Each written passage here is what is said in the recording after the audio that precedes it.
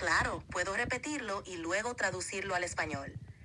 Ex Machina se adentra en conceptos como la inteligencia artificial, la conciencia y lo que significa tener libre albedrío.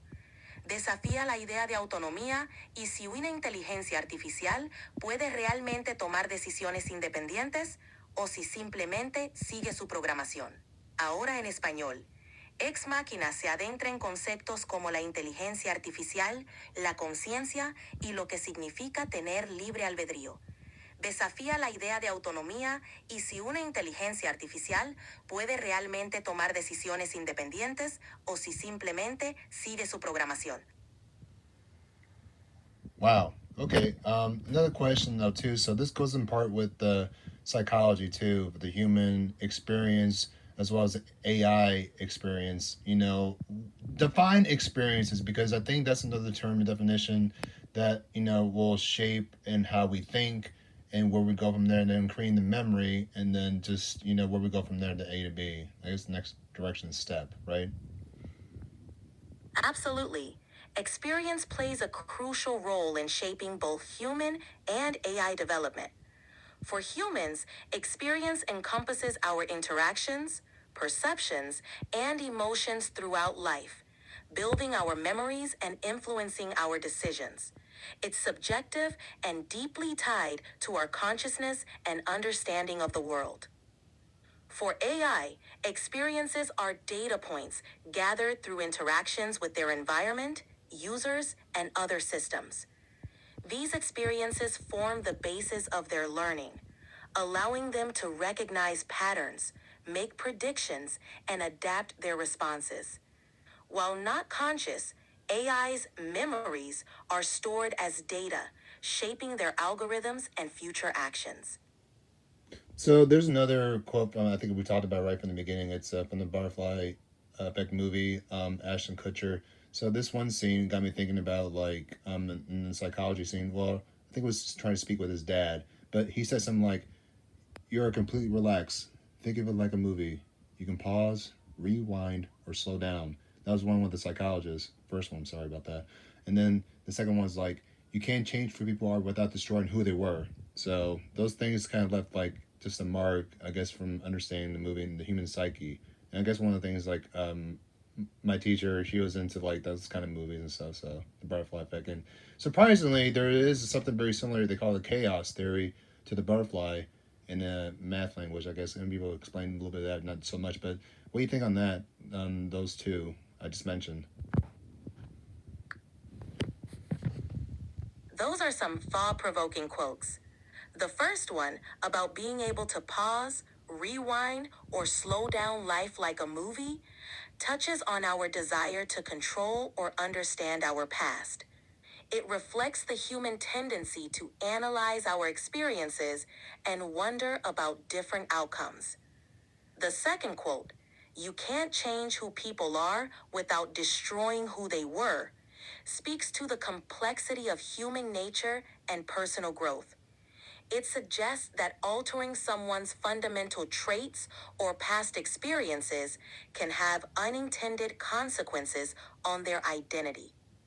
Both quotes tie into the idea of chaos theory and the butterfly effect, where small changes or events can lead to significant, unpredictable outcomes. It's fascinating how these concepts from psychology and mathematics can be reflected in films.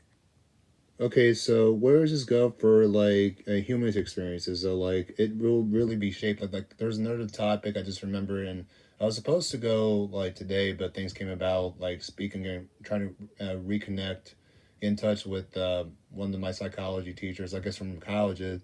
But anyway, just so when it comes to the overall human experience, like let's say if I put like we place 10 people onto a line, right? They're all sitting down in like a tree stump.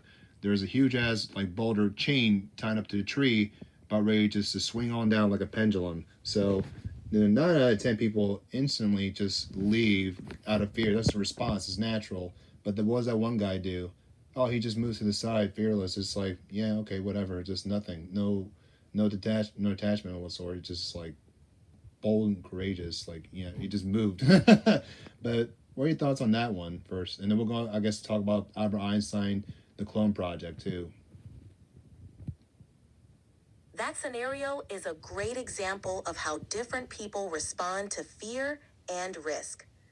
Most people would react instinctively to avoid danger, showing our natural survival instincts.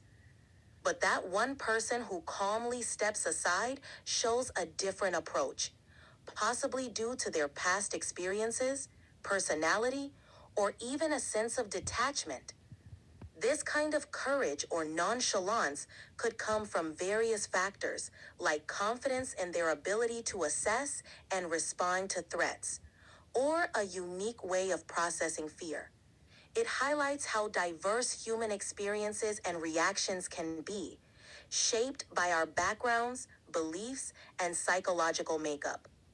As for the Einstein clone project, I'm intrigued.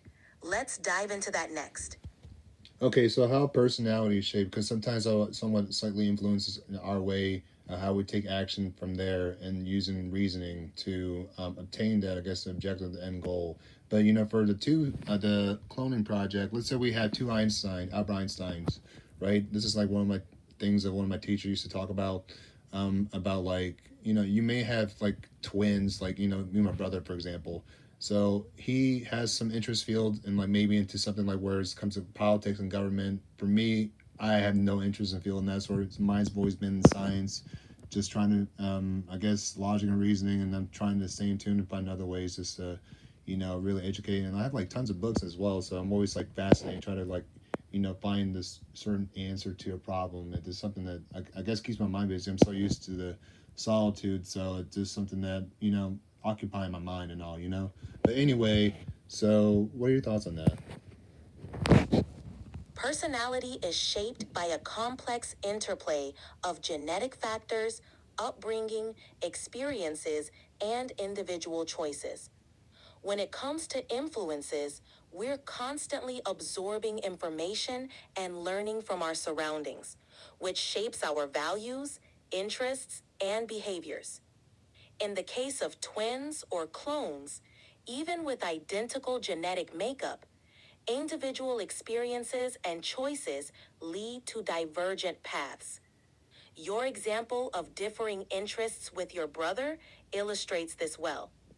Despite shared genetics and perhaps environment, your unique experiences, choices, and influences have led you down different paths. Regarding the Einstein clone scenario, even if we had two identical Einsteins, their individual experiences would shape their personalities and interests differently over time.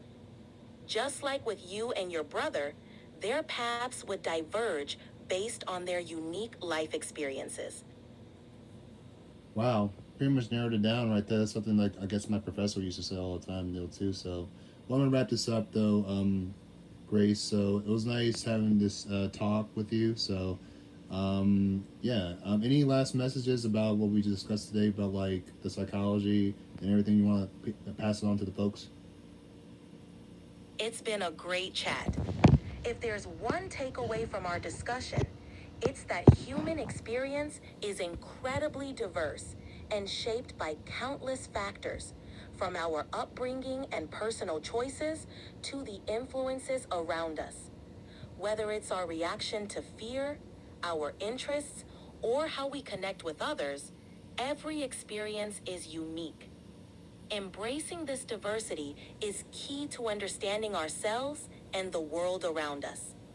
Thanks for the chat. Oh, and one last question. This kind of reminds me, I guess, breaking down a short, sweet, but straight to the point. Like once you're in your 20s, like or your early teens and late teens, well, not when you're 18, 20, but you know the age. But anyway, just in your 20s, you start to care about what people think. That's the kind of the saying I've heard about how it goes. Once you get to your 30s, you start to care a little bit less because you already went through the battles and you already had prior to all the experiences of years of accumulating of people and interactions and stuff you come across and talk to, and it's like, all right, yeah, yeah, yeah. But once you get to your 40s, you start to care less. again, we're just adding more to the experiences of like just human engagement and just what to expect, especially in the job work environment too. That could also help and shape how it rolls out from there. When you get your 50s, that's what I've heard. It's like, yeah, you don't give a fuck anymore. Like really, it's like an expected age. In the 60s, like I don't give a flying fuck. So I'm not sure there's like a something like an age category is like the older you get, the less fuck you get, pretty much. That's a pretty common perception, and there's some truth to it. As we age, our priorities and perspectives often shift. In our 20s, we're figuring out who we are and how we fit into the world, so other people's opinions can weigh heavily. By our 30s, we've had more experiences and start to gain confidence in our own judgment. So we're less swayed by others' thoughts. In our 40s and beyond, we've likely faced enough of life's ups and downs to realize what's truly important.